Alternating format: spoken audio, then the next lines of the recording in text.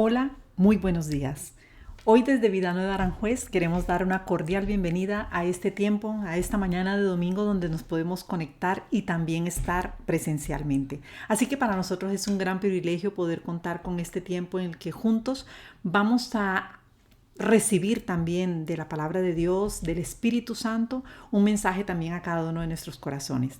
Bueno, yo no sé qué tanta alegría te produce de pronto leer el libro de Apocalipsis o de pronto qué tanto miedo, porque muchas veces nos han metido miedo respecto de Apocalipsis. Pero hoy vamos a estudiar una porción de la Biblia que está escrita allí y que puedo asegurarte que va a ser de mucha bendición para ti porque también para mí lo ha sido. Quiero compartir contigo hoy algo que a mí me ha edificado grandemente y que espero que también en tu vida sea de gran bendición. Y me refiero al pasaje que se encuentra en Apocalipsis capítulo 3, versículos del 7 al 13. Si tienes tu Biblia, puedes buscarlo. También vamos a verlo ahora en pantalla, así que podemos seguir cada uno de los textos que vamos a estar aprendiendo. En el versículo 7 dice así: escribe al ángel de la iglesia en Filadelfia. Esto dice el santo, el verdadero, el que tiene la llave de David, el que abre y ninguno cierra, y cierra y ninguno abre. Está hablando, y cuando se refiere a este personaje, está refiriéndose a Jesús. El apóstol Juan se encontraba en la isla de Patmos y estaba exiliado allí. Estaba en peligro su vida y el Espíritu de Dios comienza a hablarle y comienza a darle un mensaje que era para cada una de las 7 iglesias que se encontraban en ese momento en Asia. Este específicamente es el mensaje a la iglesia o a la congregación que se encontraba en una población muy pequeña que era llamada Filadelfia. No sé si alguna vez has investigado el origen del nombre y qué significa Filadelfia. Filadelfia significa amor fraternal. Y quiero compartir contigo un detalle que aprendí que realmente me pareció muy interesante porque el nombre de esta ciudad fue fruto de una situación que se dio entre dos hermanos. Estaba reinando sobre la ciudad el rey Eumenes II y él tuvo que hacer un viaje. Esto sucedió aproximadamente 150 años antes de Jesucristo. Tuvo que hacer un viaje a Grecia y estando en Grecia llegó la noticia a la ciudad, se escuchó que él había muerto. Entonces, por línea de herencia le correspondía a su hermano Ataluz II la corona. Comenzó a reinar, comenzó su gobierno, pero un día inesperado Eumenes II volvió a aparecer. Cuando llegó a la ciudad, su hermano Ataluz II le entregó de nuevo la corona y le entregó de nuevo el reino. Cuando Roma se enteró de eso, entonces comenzó a malmeter a Ataluz y a decirle que él podía quedarse con el reino, que él podía realmente quitarle el gobierno a su hermano. Y Ataluz respondió: no, entre nosotros hay amor, entre nosotros somos familia, somos hermanos, y por eso la ciudad se le puso como nombre Filadelfia, amor fraternal. Qué increíble esta historia, qué increíble lo que dio origen a un nombre y que realmente es un gran ejemplo para cada uno de nosotros.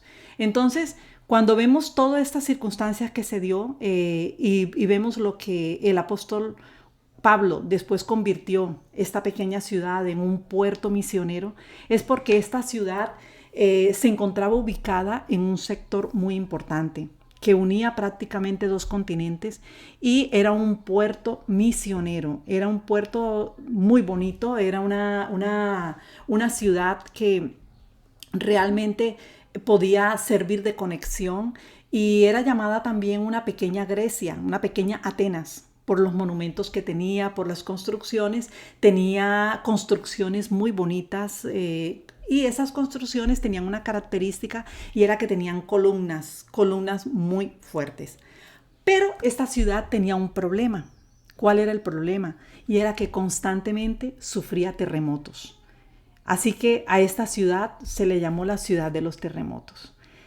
Esto ¿Qué traía como consecuencia en sus habitantes? Que constantemente tenían que ser evacuados, constantemente tenían que salir y volver a entrar a la ciudad cuando el peligro ya desaparecía. Entonces, esto generaba toda una serie de movimientos, esto generaba toda una serie a veces de desajustes y de situaciones incómodas. Pero Filadelfia era una ciudad que, aún con sus dificultades, esto no le llevaba en ningún momento a perder su atractivo y el deseo de la gente de vivir allí. Era una ciudad muy joven y era la más joven realmente de las 7 ciudades.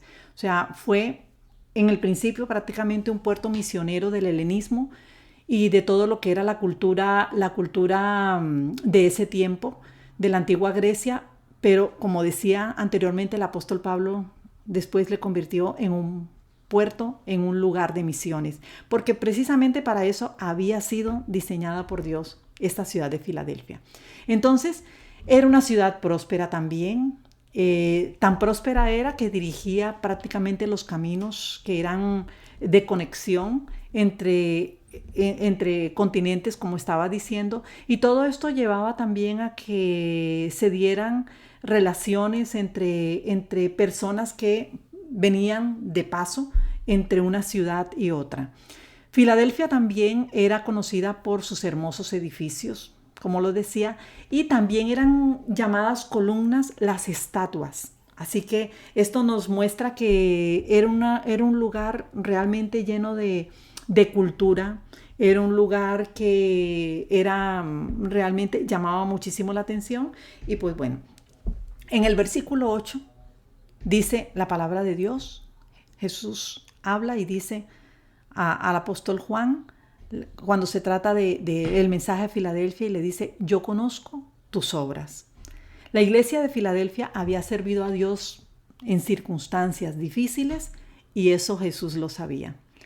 Muchas veces nosotros creemos que el haber permanecido en la obra de Dios o el haber librado muchas batallas ha sido algo que el Señor no ha tenido en cuenta, pero resulta que eso es un engaño del enemigo, porque si una cosa tiene Dios es que tiene un registro de todo lo que nosotros hemos hecho también a favor de su obra y todo lo que hemos hecho también por amor a su nombre.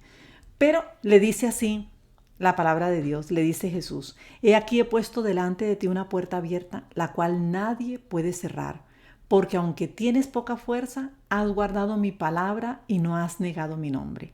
Y esto realmente me pareció hermosísimo. Jesús no solamente le dice: yo sé lo que tú has hecho, o sea, yo sé que no has trabajado en vano, yo sé lo que te has esforzado, sino que también le dice: mira, yo he abierto una puerta muy grande para ti. Y cuando en la palabra de Dios se habla de una puerta grande, se está refiriendo también a una puerta de evangelismo, una puerta de oportunidades para que otros conozcan las buenas nuevas de Jesús, para que ese lugar se convierta en un lugar también donde muchos corazones sean ganados para el Señor y muchos bebés espirituales puedan ser dados a luz.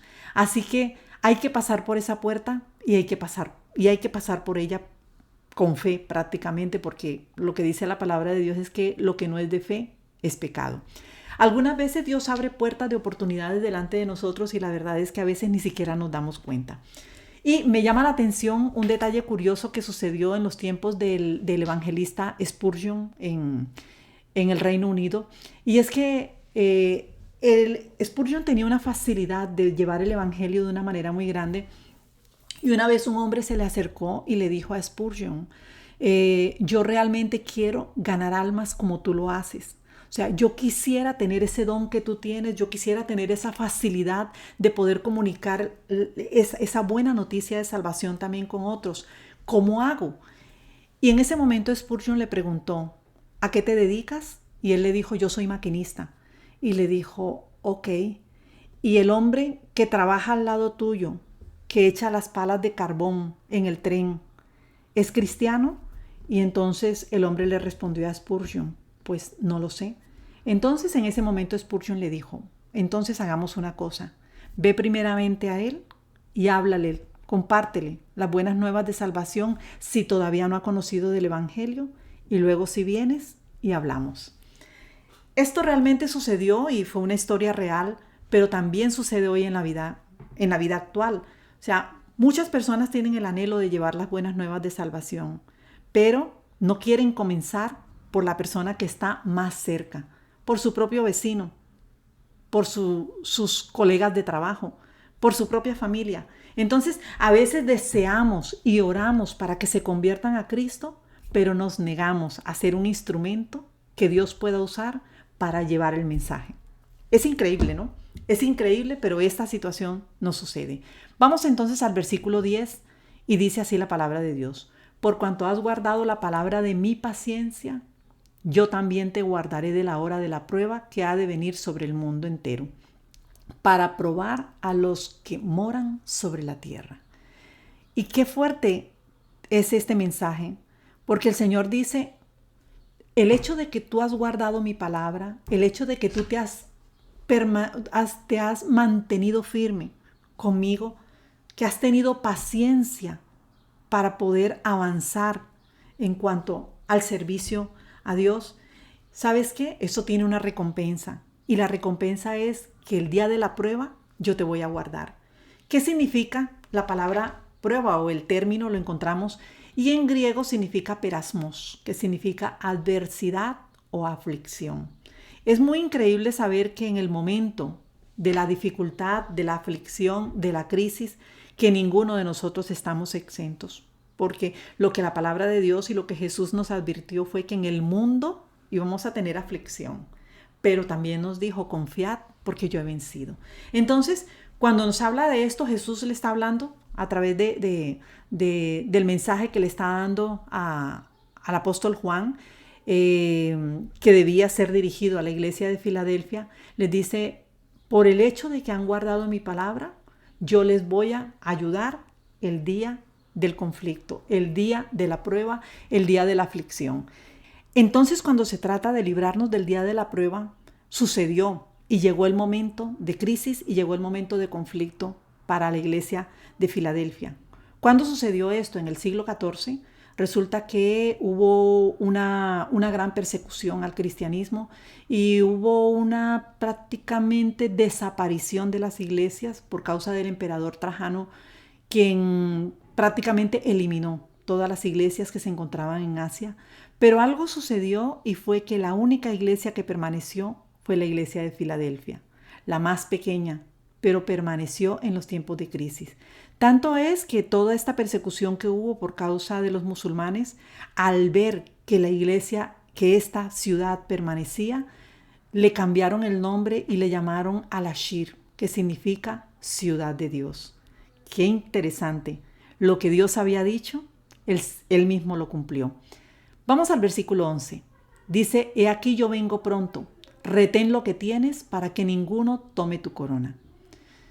Si ellos llegaran a fallar, realmente esto podía mostrarnos que, bueno, entonces quiere decir que la perdieron. Pero lo que nos habla precisamente la palabra de Dios es que esa corona que estaba preparada para ellos fue dada a otra persona. O sea, retén lo que tienes para que lo que había sido preparado para ti no pase a otro. Porque si tú no cumples el papel para el cual Dios te llamó, el Señor llamará a otro y le dará ese premio a otro. Y es algo que realmente en lo que yo muchas veces también tengo que revisar para no haber trabajado en vano y para que lo que había conseguido no sea el trofeo luego para otros. El versículo 12 dice, al que venciere, yo lo haré columna en el templo de mi Dios y nunca más saldrá de allí. Y escribiré sobre él el nombre de mi Dios y el nombre de la ciudad de mi Dios, la nueva Jerusalén, la cual desciende del cielo de mi Dios y mi nombre nuevo. O sea, aquí hay una promesa, pero también hay una recompensa por parte de Dios, porque dice, al que venciere, yo lo haré columna. Y quiero decirte que prácticamente ahora es cuando comienza el mensaje. Ahora es cuando comienza aquello que realmente Dios habló a mi corazón a través de esta porción de la Biblia. O sea, a los vencedores se les dice que van a ser una columna en el templo de Dios. Y las columnas no eran cualquier cosa. Las columnas son una ilustración de fuerza, de estabilidad, de una gran belleza, porque así eran consideradas antiguamente. Entonces, en la antigua Filadelfia sufría constantemente terremotos, que era lo que estaba diciendo, y los edificios se derrumbaban. O sea, a menudo lo que sucedía era que lo que quedaban de esos edificios eran únicamente las columnas. Las piedras volaban, las construcciones caían, las obras de arte quedaban completamente destrozadas, pero lo único que quedaban eran las columnas. Era lo único que no sucumbía. Entonces, las columnas retienen el peso de un edificio y realmente lo que sostiene a la columna es el cimiento, la base sobre la cual descansan. Y lo que nos dice la palabra de Dios es que nuestra base es Jesús. Él es nuestro cimiento y sobre Él es que nosotros estamos construyendo. Sobre su palabra es que nosotros estamos edificando. Los ciudadanos de Filadelfia tenían una vida, como decía al principio, de bastante movimiento, porque en momentos les tocaba salir y entrar, pero hay un detalle que quisiera compartir con vosotros. O sea, y es el detalle de lo que sucedió, y es que cuando la tierra estaba quieta, ellos volvían, pero el temor del pueblo siempre era el hecho de que cuándo volverá a suceder otra situación como esta. Y el Señor les dice, pero es que en el momento de la prueba yo te voy a ayudar. Entonces, si un creyente no quiere realmente testificar o ganar almas por el miedo a las circunstancias, a esto, mira, el Señor va a entregar ese llamado o esa bendición a otros. Y la verdad es que no nos gustaría que eso sucediera. ¿Por qué? Porque hay un propósito que Dios tiene también con nuestras vidas. Entonces, Él dice que va a escribir su nombre y que nos va a llamar de un nombre nuevo, va a escribir un nombre realmente. Y uno de los detalles que me pareció tan bonito es que una de las situaciones que sucedía en Filadelfia era que en los templos las columnas era para honrar y ponían los nombres de las personas que iban a ser honradas, de las personas que habían tenido un comportamiento realmente de lealtad, que llevaba realmente a ser honrados, aplaudidos, a que su nombre no fuera olvidado. Y esto me pareció un detalle realmente que no deberíamos pasar por alto, porque cuando se refiere a escribir nuestros nombres en las columnas, tiene que ver con eso, en las columnas del templo de Dios. Quiere decir que todo el que visite, todo el que more, todo aquel que llegue al templo va a ver que tu nombre está allí para recibir honra, porque tu trabajo ha sido reconocido de parte del Señor. Entonces, el que tiene oídos para oír, oiga, dice el Espíritu de Dios.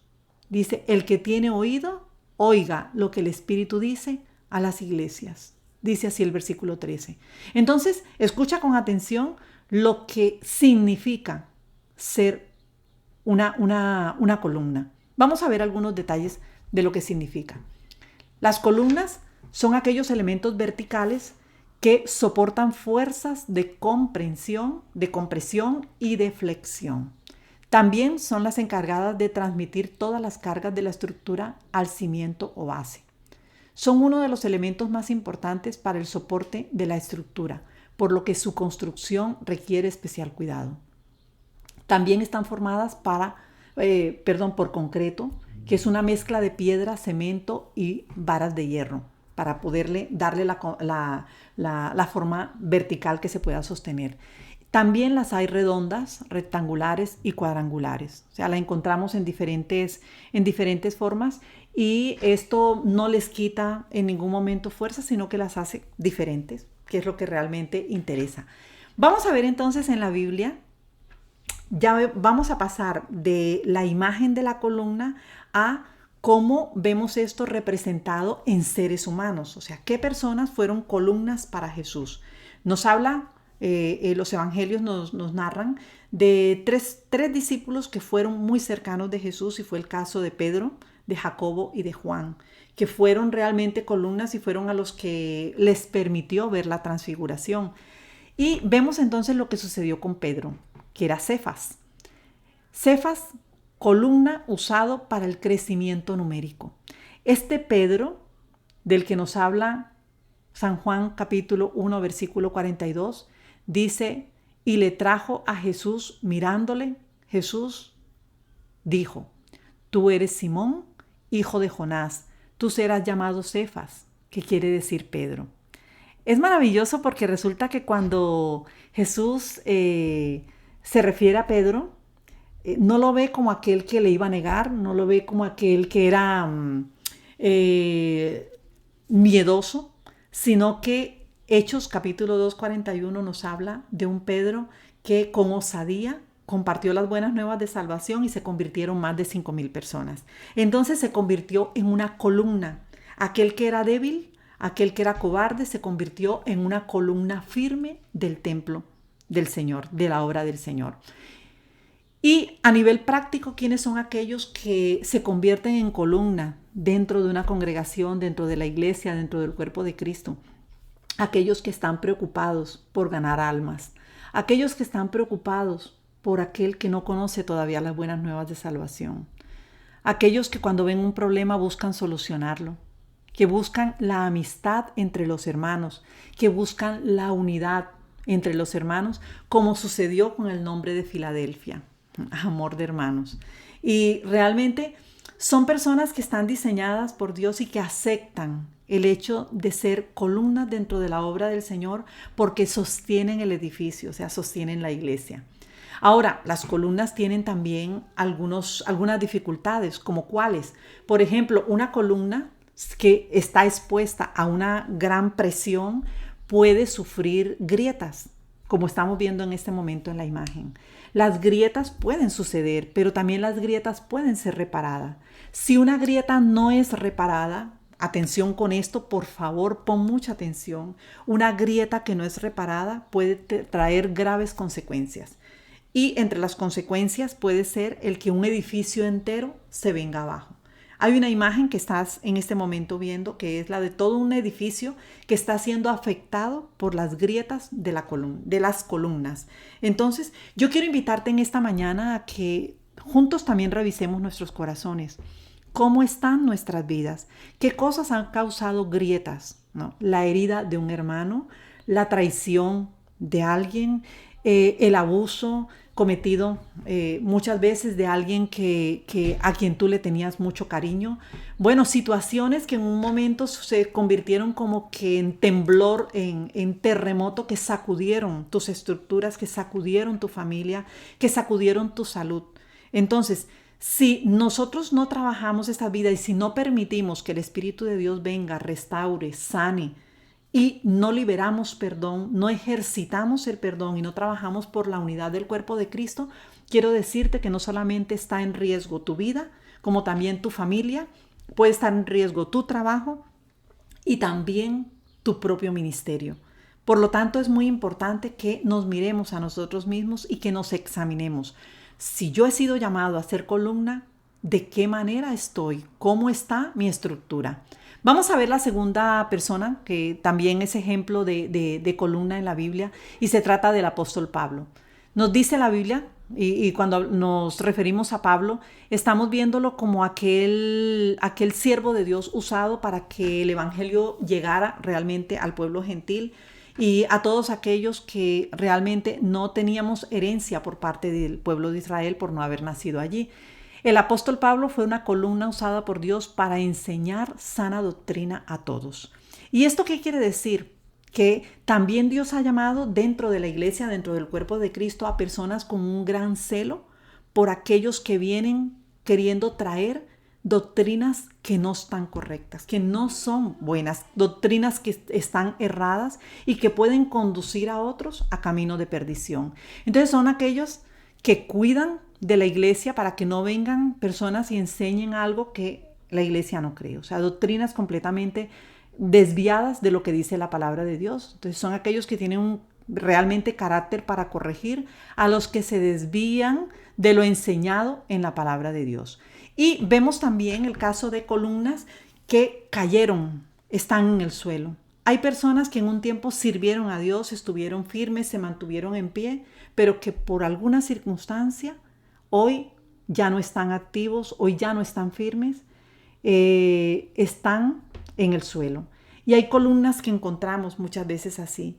Y para ello es necesario, no es la fuerza humana la que levanta una columna, realmente es la fuerza del Espíritu de Dios la que obra en nuestros corazones, pero va a utilizar personas como tú y como yo O sea, somos personas las que vamos a ser usadas por el Espíritu de Dios para levantar a otros. Y tenemos entonces el tercer ejemplo en la Biblia de una columna que ayudó a levantar a otros, y es el caso de Bernabé. Bernabé fue una columna, un hombre usado por Dios para consolar a otros y crear lazos de amistad. En Hechos capítulo 9, versículo 27 encontramos cuando nos narra el apóstol Pablo, dice: entonces Bernabé, tomándole, lo trajo a los apóstoles y les contó cómo Saulo había visto en el camino al Señor, el cual le había hablado, y cómo en Damasco había hablado valerosamente en el nombre de Jesús. Lucas nos está hablando de esa circunstancia que sucedió y cómo realmente hubo alguien que, no teniendo en cuenta el miedo que todos tenían por causa de la persecución que Saulo tenía respecto de los cristianos, pues Bernabé no le tuvo miedo a Saulo, sino que lo llevó y lo presentó delante de los discípulos. Y muchas veces necesitamos así personas dentro de nuestra congregación, personas así dentro del cuerpo de Cristo, personas que quieran crear puentes, personas que quieran acercar con lazos de amor a otros que han tenido un mal testimonio o que en el pasado fueron perseguidores de los cristianos o de la obra de Dios. Gálatas capítulo 2, versículo 9 nos habla de una circunstancia que se dio y dice: y reconociendo la gracia que me había sido dada, Jacobo, Cefas y Juan, que eran considerados como columnas, nos dieron a mí y a Bernabé la diestra en señal de compañerismo para que nosotros fuésemos a los gentiles y ellos a la circuncisión. Y esto me pareció realmente precioso, que personas tan grandes dentro de lo que es el servicio a Dios, personas con un testimonio tan maravilloso y con un fruto ministerial tan bonito, en un momento se dieran cuenta que tenían llamados diferentes y que era necesario obedecer al Espíritu de Dios, pero no por el hecho de pensar diferente se iban a convertir en enemigos.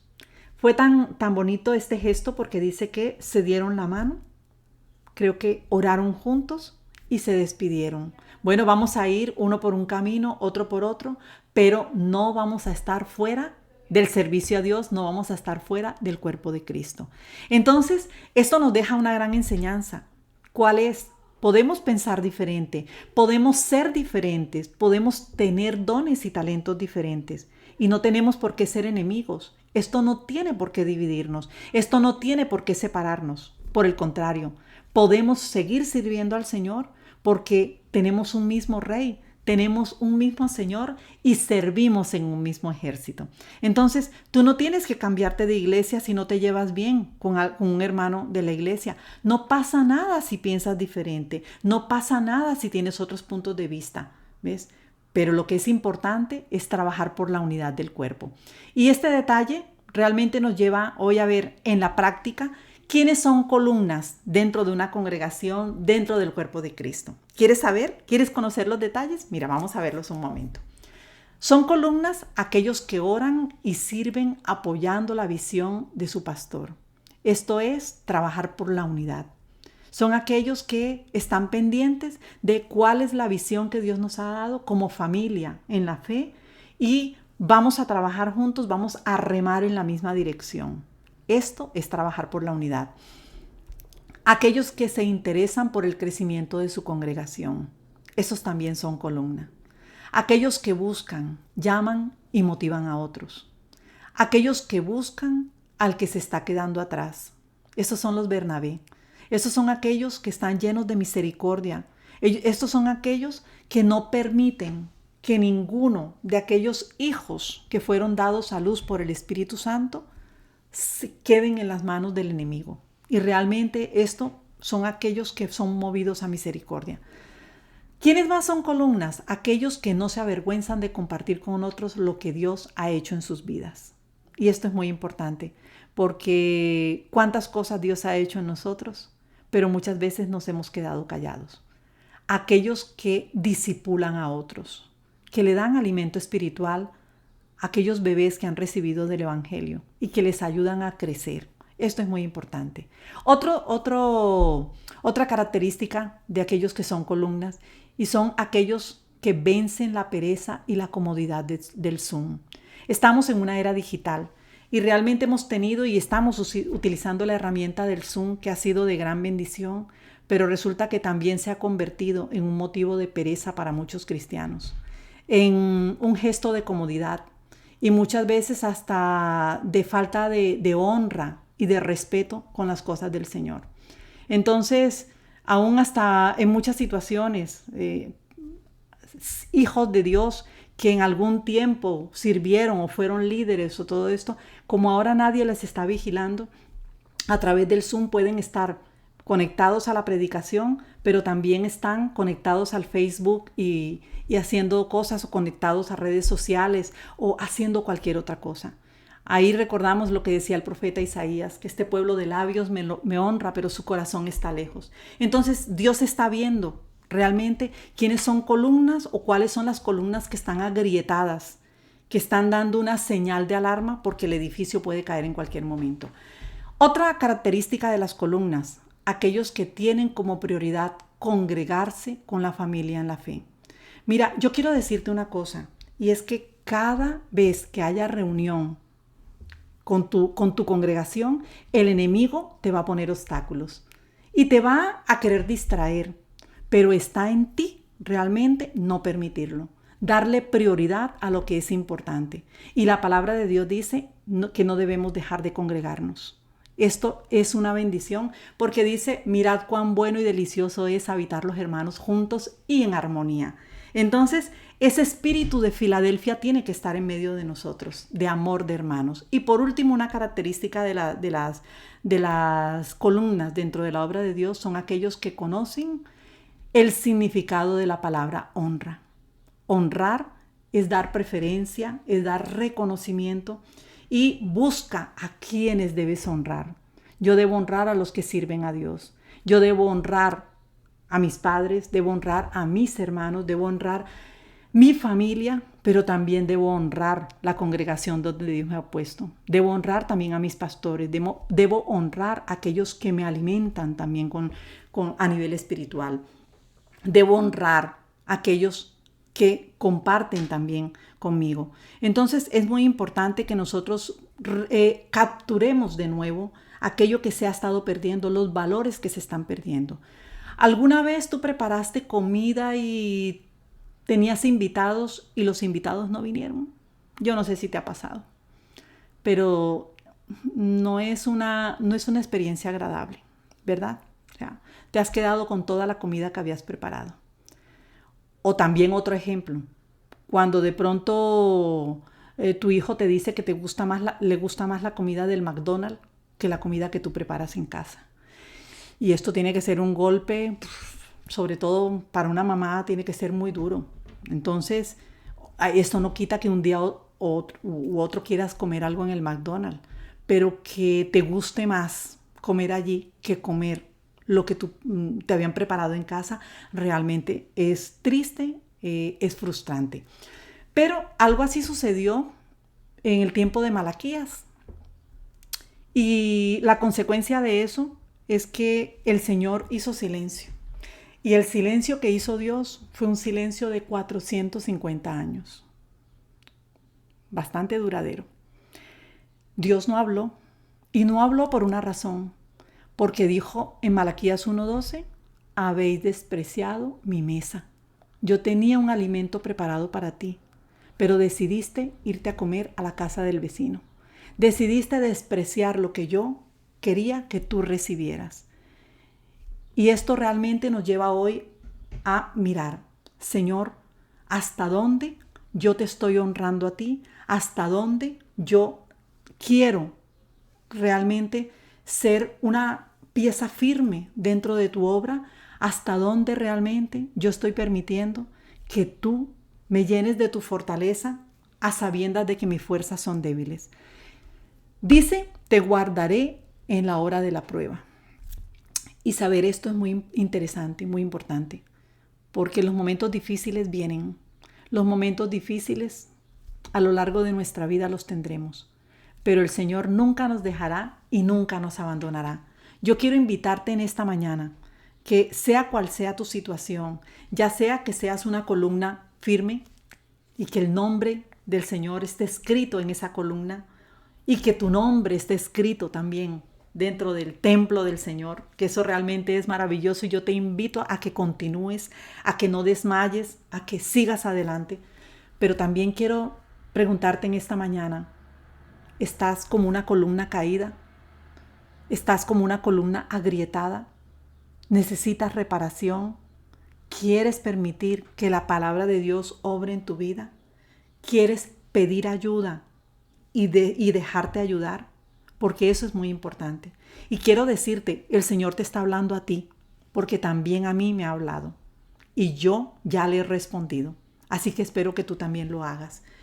Que el amor fraternal es aquel de la persona que busca primero el reino de Dios y su justicia para que todo lo demás pueda ser añadido. Y yo quiero invitarte en este tiempo a que te conviertas en una columna. Déjate usar como Pedro para que muchas almas sean ganadas a través del Evangelio, a través de las buenas nuevas de salvación, de poder comunicar eso que Dios ha hecho en ti y que otros tengan esperanza de salvación también en sus vidas. Como un Bernabé que quiere levantar a aquel que se ha caído y restaurar puentes, lazos de amistad, y que también te dejes utilizar como un Pablo, cuidando la sana doctrina. Así que quiero invitarte en este momento a que oremos. Vamos a dar gracias a Dios en esta mañana y a darle gracias por nuestras vidas. Gracias, Señor. Hoy queremos entregarte nuestras vidas, nuestros corazones y pedirte que tu Espíritu Santo siga obrando en cada uno de nosotros. Gracias porque tu palabra es verdad y hoy queremos, Señor, permitir que tu palabra no solamente quede aquí en la mente, sino que también baje a nuestro corazón. Queremos meditar en ella y hoy queremos decirte, Señor, sí, yo quiero ser una columna. Por favor, Señor, si estoy agrietado, si estoy, Señor, necesitado en este momento de restauración, yo quiero pedirte que me muestres mi realidad y que me des la humildad de permitir ser ayudado. Gracias porque tú eres bueno y gracias porque tú estás levantando hoy las columnas que estaban caídas. Porque este es tiempo de restauración, este es tiempo de prepararnos, porque Maranata, Jesús viene pronto. Que Dios te bendiga, que el Espíritu de Dios te siga usando con poder y que sigas teniendo una semana de gran bendición. Hasta otra.